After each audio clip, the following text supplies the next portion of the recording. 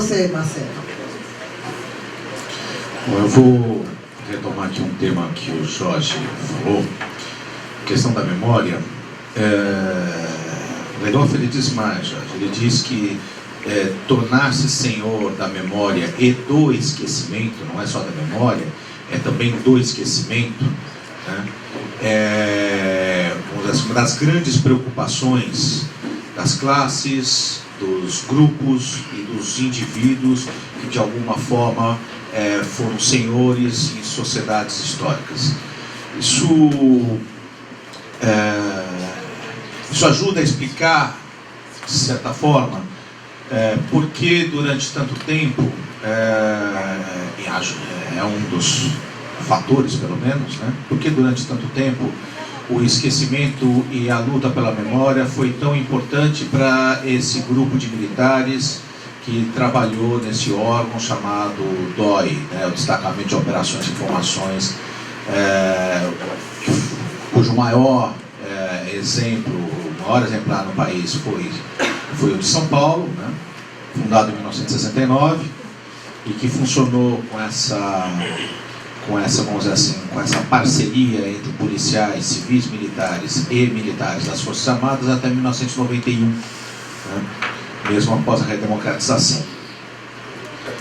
Tornar-se senhor da memória e do esquecimento é também o desejo dos grandes perpetradores, né? Eu fico imaginando, do ponto de vista individual, para esses homens, que conviver com a memória de crimes não deve ser algo fácil para eles. Ou você esquece, ou você se torna senhor dessa memória. De que forma? Justificando aqueles seus atos, né? O que para um militar, então como funcionaria a cabeça de um militar para justificar os seus atos?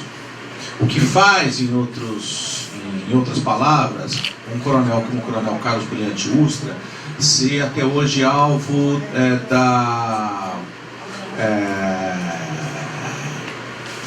vamos dizer assim, do apoio dos seus colegas, né, dos seus camaradas. É porque os militares reconhecem como lícito o dilema entre lutar bem e ganhar a guerra, né? Eles acreditam que qualquer um que esteja diante desse dilema e que tenha, durante uma situação de guerra, e era assim que eles identificavam aquela situação, tenham escolhido vencer a guerra em vez de lutar bem a guerra, esse é um dilema considerado por eles aceitável, né? E por isso eles então estabelecem essa rede de solidariedade ao coronel Ustra. Mesmo aqueles que em nenhum momento no passado tenham participado diretamente de torturas ou de qualquer ato de repressão à oposição ao regime militar, tá? Por que eu estou falando isso? Porque eu acho que uma coisa que me foi muito importante nessa pesquisa, para que esse livro não fosse apenas a reunião de uma série de fatos e de dados, sem que esses fatos e dados fizessem qualquer tipo de sentido, foi procurar uma interpretação para as ações desses homens. E qual a forma de você procurar uma interpretação para a ação desses homens? Eu parti do pressuposto de que, assim como para você entender como um médico trabalha, é importante você saber o que um médico estuda, é importante também você saber o que um militar aprende na sua profissão. O objeto de estudo de um militar é a guerra. Militares estudam a guerra. Nossos militares não acordaram um belo dia de manhã e concluíram que fazia sol e que, portanto, eles deveriam sair às ruas para aprender, torturar e matar. Pelo menos aqueles que participaram da comunidade de segurança durante o regime militar.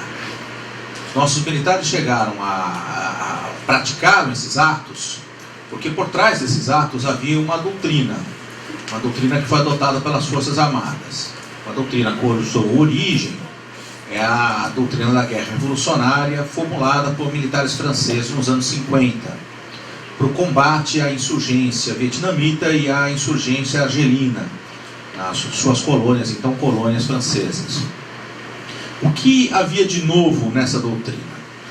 Essa doutrina, os militares franceses fizeram uma leitura da organização, principalmente do Viet Minh, que era a guerrilha vietnamita, e foram ler os textos que fundamentavam essa guerrilha, que eram textos maoístas, os escritos militares de Lenin, e a partir disso eles entenderam como se organizava um partido revolucionário, o que era importante para esse partido, ou seja, agitação, propaganda, imprensa, líderes. E a partir disso, então, eles construíram uma forma de dispor dos seus meios, ou seja, uma estratégia de aplicar esses meios, e foram buscar táticas para que esses meios fossem eficazes. O interessante de você analisar esse pensamento é que você verifica que ele é um pensamento, sobretudo, técnico. Ele não é um pensamento que faz qualquer tipo de julgamento moral ou ético. O que julga a forma de trabalho de quem resolveu adotar a guerra revolucionária como doutrina é, antes de mais nada, a eficiência. Ou seja, eles cometem um erro depois, que eu vou chegar lá, mas o que importava para eles era a vitória. Eles não percebiam que a vitória é um conceito tático, mas em todo caso, o que importava para eles era a vitória.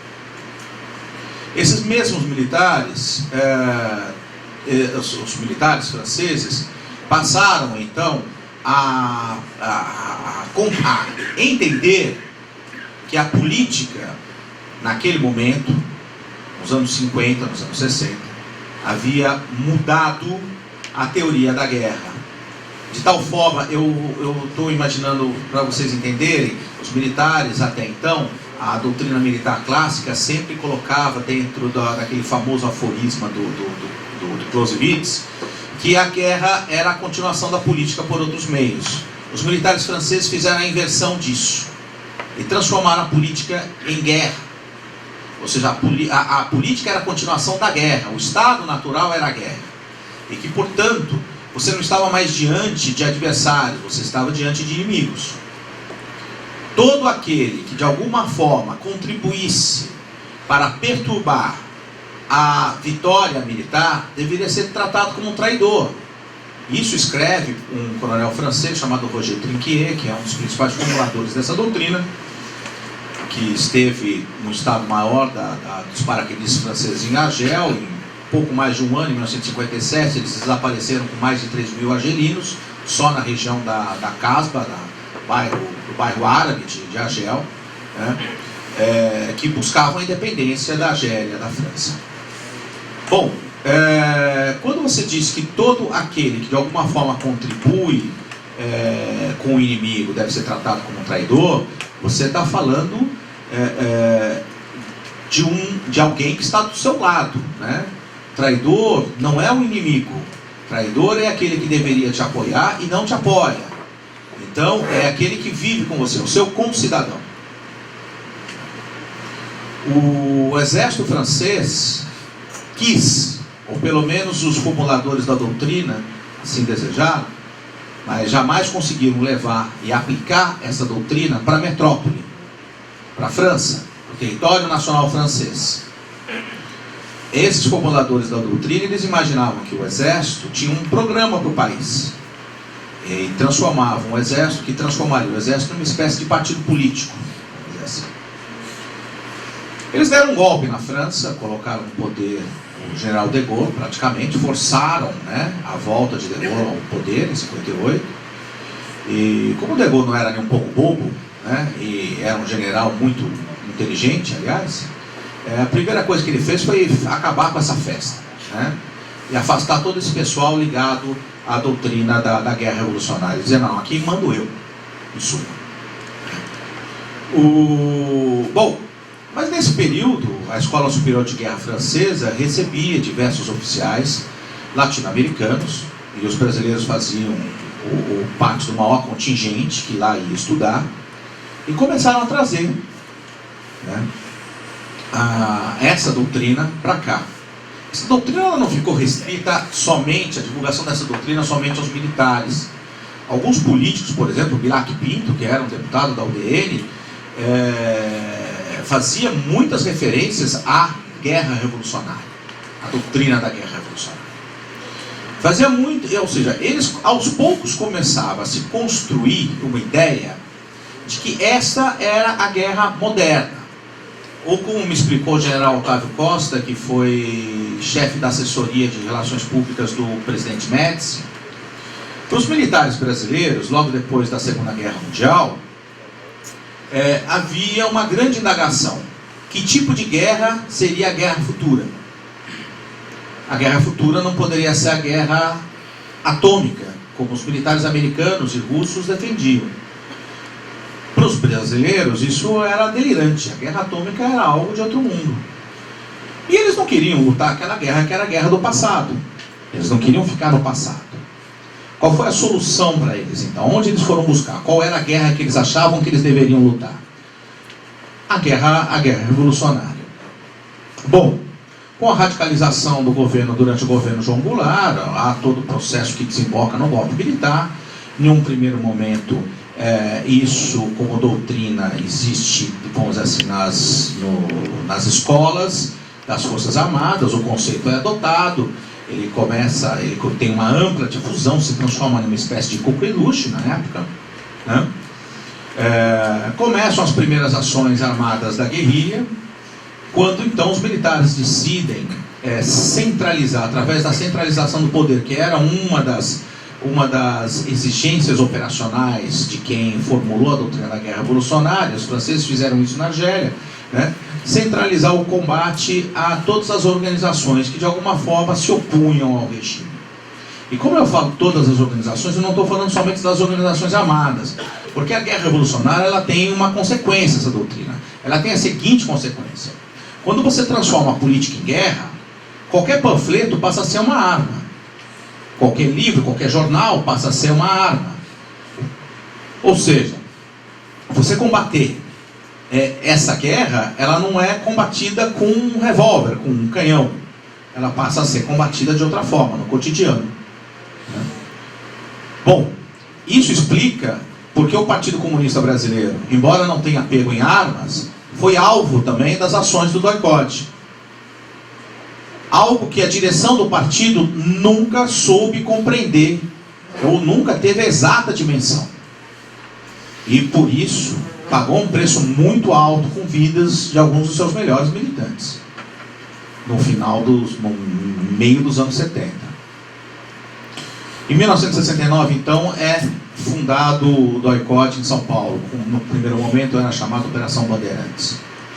O DOI ele reúne então no mesmo órgão policiais, militares e policiais civis, policiais militares e oficiais das diversas forças. Ele tem uma característica que outros órgãos na história do país não teve. Ele ficou sob o domínio dos comandos militares de cada região. Ele não ficava sob a autoridade civil, ele ficava sob a autoridade militar. E de fato, por meio dessa doutrina se estabeleceu uma estratégia militar de combate à oposição do regime. Uma estratégia militar que visava, antes de mais nada, a neutralização do inimigo. A neutralização significou em muitos casos o assassinato de muitos militantes, né? E a desestruturação dessas organizações. Para se conseguir levar adiante essa estratégia militar, eles escolheram táticas policiais. Quais foram as táticas policiais? A vigilância, o dedo duro, o uso de fichários, né? A tortura. Porque a tortura se transformava em uma arma para se obter a munição dessa guerra, que era informação. Os militares em nenhum momento estiveram, pelo menos no DOI-CODE, interessados em confissões de crimes. essa perspectiva policial, que é o objetivo policial, da tortura policial, não existia no DOI-CODE. O objetivo da tortura no DOI-CODE não era que o preso falasse eu fiz isso ou eu fiz aquilo. A tortura no DOI-CODE servia para identificar outros militantes, imóveis usados pelas organizações, pontos de encontro que esses militantes teriam com outros militantes, ou seja, informações operacionais que garantiriam a desestruturação dessas organizações. Os militares não estavam interessados em investigar nenhum crime, vamos dizer assim, do ponto de vista deles. Isso era um subproduto. Tudo aquilo que era colhido pelo DOI como fato que pudesse se transformar em processo posteriormente, era apenas um subproduto desse órgão. Esse órgão era um órgão militar, era um órgão de guerra. Ele não era um órgão judiciário. Aqueles fatos apurados em relação a esse ou aquele militante que tenha participado de uma ação num banco ou em uma empresa ou que fosse assim, aquilo servia depois para ter um lugar onde colocar o preso.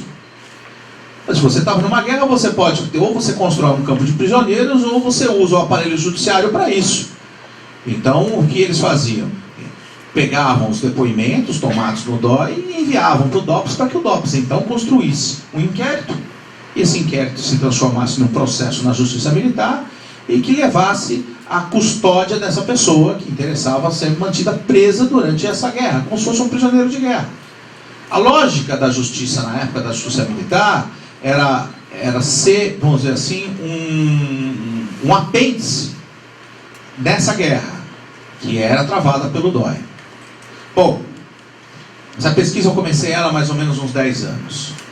Ela começa quando eu decidi estudar a atuação e as transformações pelas quais a Polícia Militar de São Paulo havia passado durante o regime militar. Para mim era eu achava então, né, que a Polícia Civil já havia sido suficientemente estudada e que o Exército também. E que o papel da Polícia Militar durante o regime era um papel pouco conhecido. Ao procurar os policiais militares, oficiais que trabalharam dentro da antiga Força Pública de São Paulo, Guarda Civil de São Paulo, que as duas se uniram e formaram a atual Polícia Militar, eu cheguei aos primeiros agentes do DOI. Me foram apresentados por 2 coronéis. Um deles era presidente da Associação dos Oficiais da Reserva, o já falecido Hermes Bittencourt Cruz, que em 63 era um sargento do Exército e que um ano depois havia prestado o concurso e passado para a Academia da Polícia Militar de São Paulo. Cruz me apresentou o primeiro agente que trabalhou lá. Era um sargento aposentado, que aqui no livro é citado como pai velho, e que me relata, foi o primeiro relato mais duro feito sobre esse período, que foi feito por ele. Embora ele fosse um homem que tenha trabalhado o tempo todo na busca. A busca era uma seção que cumpria, como o próprio nome diz, buscas que o DOI precisava, ou seja, surgiu uma informação no interrogatório que havia um imóvel pertencente à ARN. Então, essa informação ia ser verificada por essa equipe chamada da seção de busca, que muitas vezes não tinha nem muita informação sobre o que iria se deparar, o que teria ali pela frente. O DOI tentava, pelo menos os militares tentavam compartimentar o destacamento de tal forma que as seções distintas não tivessem informações sobre o que se passava em cada uma delas, né? A não ser os seus comandantes, né? Isso era uma forma de tentar proteger a informação, para que ela não circulasse e para que aquelas informações não vazassem, quem estava sendo preso ou não. Mas ele viu gente sendo torturada, ele viu gente espancada, ele havia ido trabalhar no DOI, porque ele trabalhava na Rádio Patrulha e num determinado dia, na Rádio Patrulha então, em 67, 68, ela se envolve com o Esquadrão da Morte de São Paulo, era comandado, um dos delegados da Rádio Patrulha depois ficou muito conhecido no país inteiro, era Sérgio Paredes Fleury, e ele então relata que um dia ele viu o Fleury matando lá um preso a tijolada, né, como ele disse para mim. Não que o cotidiano dele no DOI fosse muito diferente, tá? Era só, vamos dizer assim, ele só não via tortura diariamente, mas ele ia atrás das informações que nasciam do interrogatório ou da sessão de investigação. Num segundo momento surge mais um agente, e aí a dificuldade de conversar com eles me pareceu foi o primeiro grande choque, porque esse agente me foi apresentado por um coronel que foi durante muito tempo chefe da seção de informações da Polícia Militar de São Paulo, o coronel Francisco Profício, que comandou a Polícia Militar durante o governo de Luiz Antônio Fiori Filho, de 93, 94. Esse coronel me apresenta esse agente e eu entrevisto esse homem durante 2 horas e meia. Gravo a entrevista. Terminada a entrevista, então, né, pergunto para ele o nome dele. E ele falou que não ia falar. Eu passei 2 horas e meia entrevistando uma pessoa que, depois disso, eu não sabia o nome dela. Marquei uma nova entrevista por meio do coronel. Ele voltou com o coronel a tiracolo. E mais uma vez ele ficou conversando comigo durante mais de 2 horas, sem falar o seu nome. Só na terceira entrevista é que ele se permitiu a contar quem ele era. E se transformou em quase 10 anos de pesquisa em uma das principais fontes, revelando não só fatos, mas também nomes de agentes que trabalharam no DOI. E instigando cada vez mais que a pesquisa fosse aprofundada. Esse homem, ele lá pelas tantas, depois da 15ª entrevista, ele então me revela o que o atormentava nesses anos todos. E é um caso que eu descrevo no livro, que eu faço sempre questão de mencionar, que é o caso do militante do Movimento de Libertação Popular, Antônio Benetasso, que o Jorge aqui citou, né, que foi preso em 1972 em São Paulo, por meio da ação de um informante infiltrado no Molipo pelo Fred Perdigão Pereira, que era um capitão do Exército. Ele havia prendido um militante do Molipo e havia feito um acordo com ele, preservou a vida dele, mas soltou essa pessoa para que ela levasse os agentes do DOI aos demais militantes, até os demais militantes. Transformou esse militante naquilo que eles chamavam de cachorro, né? O Benetasso foi capturado na Zona Leste por 2 agentes, um deles eu entrevistei longamente, que foi uma das pessoas assim, uma das pessoas mais sinistras que eu acho que eu conheci na minha vida. Esse agente então me conta que o Benetasso foi levado até o DOI, lá foi entregue para esse outro agente que eu conhecia, que foi o seu carcereiro, guardou, esteve vigiando o Benetasso durante uma noite inteira, ele sabia que aquela ia ser a última noite de vida do Benetasso, ele sabia que o Benetasso era um homem marcado para morrer porque num determinado momento, no final de 1970, começo de 71, os integrantes do DOI de São Paulo, mas não só do DOI de São Paulo, isso foi em toda a comunidade de segurança do país, decidiram que aqueles militantes que tivessem feito cursos em Cuba, na China, na Argélia, na União Soviética, e que retornassem ao país, seriam mortos. Se pegos, seriam mortos. Aqueles que tivessem sido banidos do país e retornassem ao país, se fossem pegos, deveriam ser mortos. E depois, num determinado momento, também os líderes, os chefes, porque eles leram Lenin, né? Eles sabiam a importância de um líder para um partido revolucionário, né? Então era a forma de combater essa guerra que eles achavam que eles combatiam, né? Benetasso passa essa noite com esse agente, essa fonte minha, e ele relata que ele olhava para o Benetasso e falava: olha, eu não sabia o que dizer para ele, porque quando você vai a um hospital e você vê alguém que você sabe que vai morrer, você tenta animar a pessoa, você tenta dizer: você vai sair dessa, fica tranquilo, etc. Mas que ali não havia o que dizer. e que a impressão dele era que o Benetazo, que ele dizia, ele era um homem inteligente, ele sabia, ele também parecia, ele pressentia o que ia acontecer com ele. Ele ia, nos termos dos agentes, ele ia viajar, ou seja, era a forma como eles se referiam ao assassinato, né? Ele seria levado e morto no dia seguinte. E assim aconteceu. Logo pela manhã, 4 agentes da investigação, o agente Sinício, o agente Roberto Artoni, qual foi o outro mesmo? Tem mais um outro agente, eu não estou me recordando agora o nome. Entram no carro, num Fusca, colocam um Benetazo no Fusca e levam para um sítio na zona sul de São Paulo.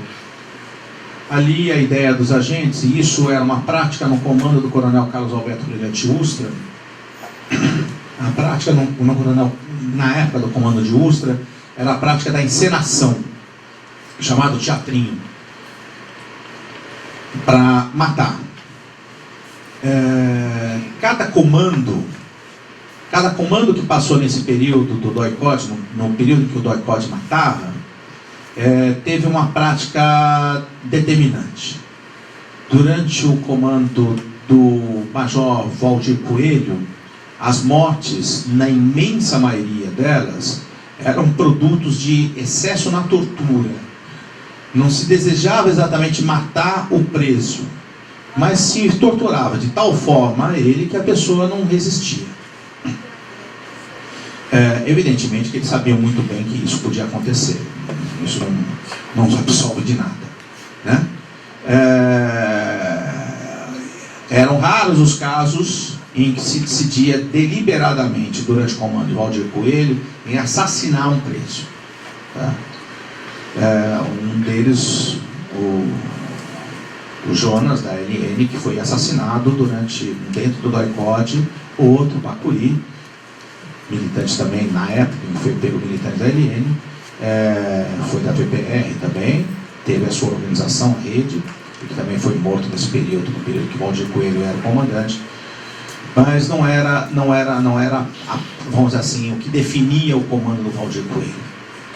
No comando de Ustra, a prática determinante quando se pensa em morte dentro do doicote é a encenação. De que forma? Ou simulando um tiroteio na rua, como se o preso tivesse reagido à prisão, ou tentado fugir, e de alguma forma alguém atirou, atira de um lado, atira de outro, como costumeiramente a gente vê ainda nas nossas ruas, muitas vezes a polícia fazer até hoje, né? E outra encenação possível era do atropelamento. No comando seguinte, que era o comando Maciel, aí a prática foi do desaparecimento, né? Não se buscava mais nenhuma justificativa para a morte dos presos, né? Simplesmente se desaparecia e pronto, né? O Ustra então tinha essa prática, que era a prática do teatro, do teatrinho, do circo. E foi assim com o Benetazo. Ele foi levado para o centro da cidade. Primeiro foi levado para esse sítio, e ali eles queriam simular um atropelamento, deram-lhe uma pancada na cabeça, estenderam ele no chão e passaram com o Fusca por cima da cabeça dele. E levaram então para o centro da cidade, para que a ideia era tirá-lo diante de um caminhão e simular que ele teria se jogado diante do veículo, tentando fugir dos policiais e coisa assim. Só que no caminho o Benetazo acordou, né? Não havia sido suficiente, né, para matá-lo. Ele pergunta o que está acontecendo, então levam ele de volta para o sítio e ali matam ele a pedrada. Bom, evidentemente que a farsa ela não se esgota no jogar o corpo do Benetazo diante de um caminhão como eles fizeram. Eles fizeram um inquérito. Esse inquérito existe, né? Eu consultei o laudo, não só o laudo da morte do Benetazo, dando essas pancadas como causa, né? Ou seja, as contusões, né? Como também o depoimento do caminhoneiro, né? Do motorista, que fala que estava passando, quando de repente aquele viu alguém lançando diante do caminhão dele, e que ele fala, mas eu acho que eu só passei em cima da perna dele, né? E daí o delegado deixa consignado uma pergunta que você vê nitidamente que o delegado está induzindo a pessoa a achar que tinha matado o preso, né? Tinha matado o Menegaso. É assim, mas que não sabe se ao passar por cima da perna da vítima, se atingiu também a cabeça dele por algum reflexo, etc. Ou seja, a farsa ela ia além, né? Ela não se contentava só, né, com a encenação pública da morte de alguém. Ela precisava, assim como posteriormente se viu no caso com o Vladimir Herzog, ela precisava ser confirmada pelo inquérito, pela justiça, etc., né, para que ela pudesse se transformar em verdade, ou verdade do regime, né, e para que o regime então pudesse ser senhor dessa memória, da memória do que havia acontecido com o Benetazo, né? E senhor também do esquecimento do crime ao qual do qual o Benetazo foi a vítima. Essa história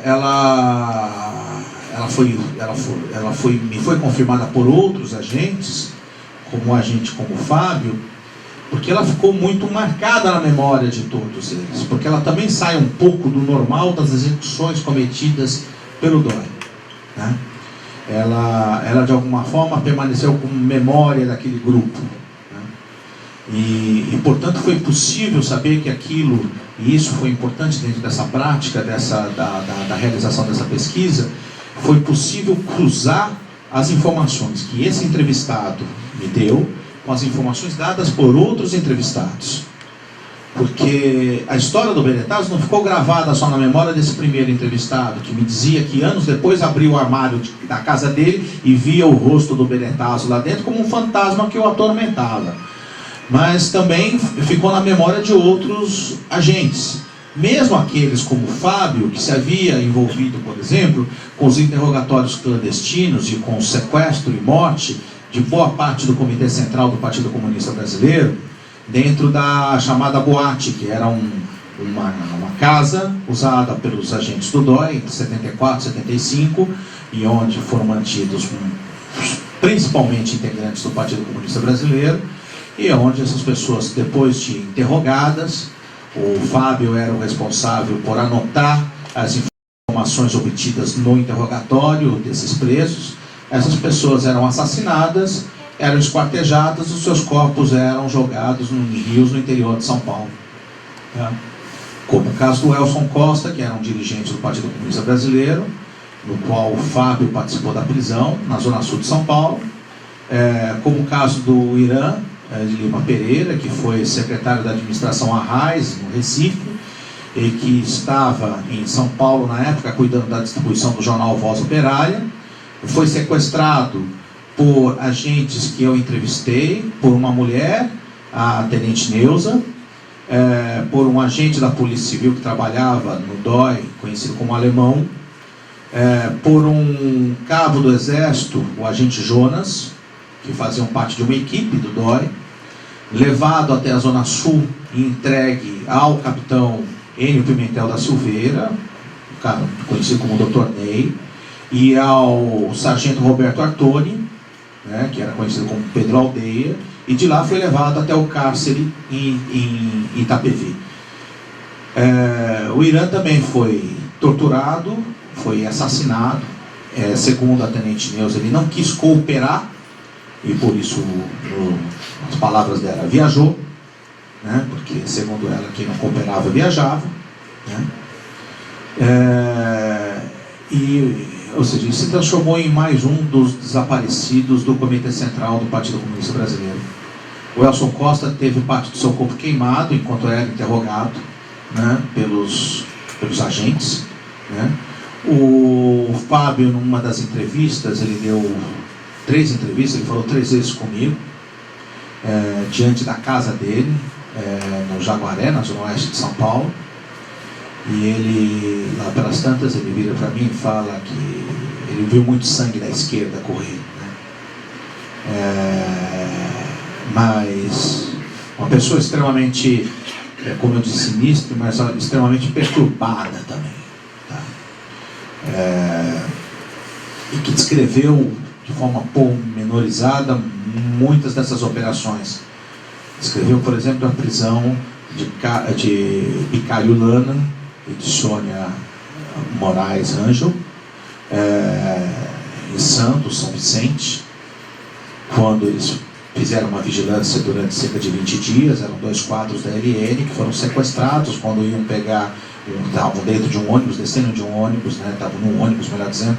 O Lana ia descer para comprar passagem, eles tinham pego o ônibus no caminho e desceram no posto da empresa para ele, desceu para comprar a passagem. Este ônibus ia para São Paulo.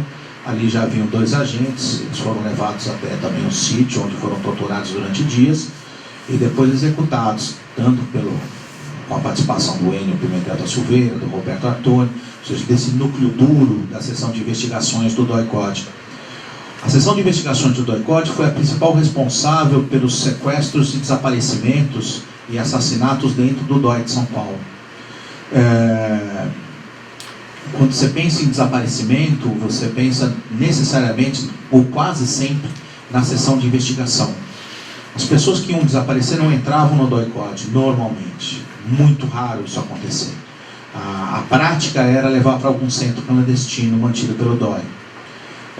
Alguns até foram usados também para encontros com informantes. Haviam alguns em São Paulo, havia uma casa na Moca, havia uma casa no Ipiranga, havia essa casa em Itapevi, depois houve mais uma propriedade rural também próxima ali de São Paulo, que eles também usaram. Todos esses eram usados basicamente para isso, ou para manutenção de presos, ou para a transformação desses presos em informantes, que era outra prática usada, que foi usada largamente pelo DOI, para desarticular as organizações que lutavam contra o regime. Tá? Lamentavelmente, algumas dessas pessoas passaram pela tentação de ficar vivo, né? O que, do ponto de vista humano, é uma tragédia, né? Uma tragédia para eles, uma tragédia para as organizações às quais eles pertenciam, e cuja culpa única e exclusiva é dos militares que fizeram isso com eles, né? Muito mais do que dessas pessoas que viveram essa tragédia, a tragédia de se transformar em informantes e entregar os seus companheiros, né? Conscientemente, tá? Muito além da tortura. Isso foi também uma arma. Lamentavelmente, isso também foi uma arma usada pelo DOI. E as consequências realmente foram terríveis, porque a LN foi destroçada dessa forma, o Molipo foi destroçado dessa forma, e o Comitê Central do Partido Comunista Brasileiro também. Foi não só a tortura, mas também os informantes que tiveram um peso significativo nessa vitória militar obtida pelo DOI. Essa vitória militar era vamos dizer o seguinte, ela partia do pressuposto, os militares se esqueceram que isso é uma coisa importante para explicar esse pós-momento de sangue, vamos dizer assim, da atuação do DOI. Porque eles se esqueceram que existem objetivos na guerra e objetivos da guerra, né? Eles confundiram meios e fins, né? E ao fazer isso, eles se esqueceram que o objetivo da guerra, né, é uma paz melhor, ou seja, é sempre um objetivo político, né? E por isso, ao agir dessa forma, ao fazer essa inversão e transformar a política em guerra, eles engendraram a sua própria derrota, a sua derrota política, a derrota que eles viveram no pós-regime, né? Por quê? Porque, de certa forma, era difícil você compreender como justo e razoável que eles tivessem usado esses métodos, era difícil eles explicarem para a sociedade como um todo, que eles tivessem usado esses métodos como objetivos políticos. Ao fazer isso, eles se encontraram, num determinado momento, completamente isolados, porque eles viviam dentro de uma utopia autoritária. Era uma utopia que tentava negar ou pelo menos, quando eu falo militares aqui, a grosso modo eu estou me referindo à comunidade de segurança, tá? Porque o Exército nunca foi um ser monolítico, tá? Existiam pensamentos diferentes, inclusive do ponto de vista doutrinário militar dentro do Exército. Existiam aqueles que permaneceram durante todo o regime militar pensando ainda nos termos da doutrina militar clássica, que subordinava o poder militar ao poder político. E é por essa razão que esse regime colocava na presidência da República um general, mas colocava terno e gravata nele. Porque era para os militares, a doutrina militar clássica faz essa subordinação clara do poder militar ao poder político, né? Coisa que a doutrina da guerra revolucionária não faz. E isso era uma das causas das contradições do regime dentro dos quartéis. Mas voltando, os militares quando se viram nessa situação logo no final do regime, eles se viram dentro da armadilha dessa utopia autoritária. Essa utopia autoritária queria expulsar o dissenso, a discordância, a diversidade humana da humanidade, né? E é justamente esse controle da política, esse controle do espaço público, que era impossível ser feito por meios militares, a não ser que você transformasse, né, a vida do país, o cotidiano do país, no palco de um massacre. Porque a única forma de você expulsar o dissenso da realidade é um massacre. E essa não foi a opção pelo menos da hierarquia militar. Não se pensou aqui em uma saída como se fez na Indonésia de Suharto, né? Não se pensou aqui em um extermínio, né, gigantesco para se tentar controlar o dissenso, né? E isso engendrou a derrota da comunidade de segurança e posteriormente o seu alijamento vamos dizer assim, dos postos de comando dentro do Exército, e posteriormente ao fim do modelo do DOI, né? Ao fim do modelo do DOI como nós conhecemos. Bom, você lidar com esse tipo de relato tem um outro, vamos dizer assim, um outro lado dentro dessa pesquisa, que você está lidando com relatos de crimes, você está lidando com fatos que podem, de alguma forma,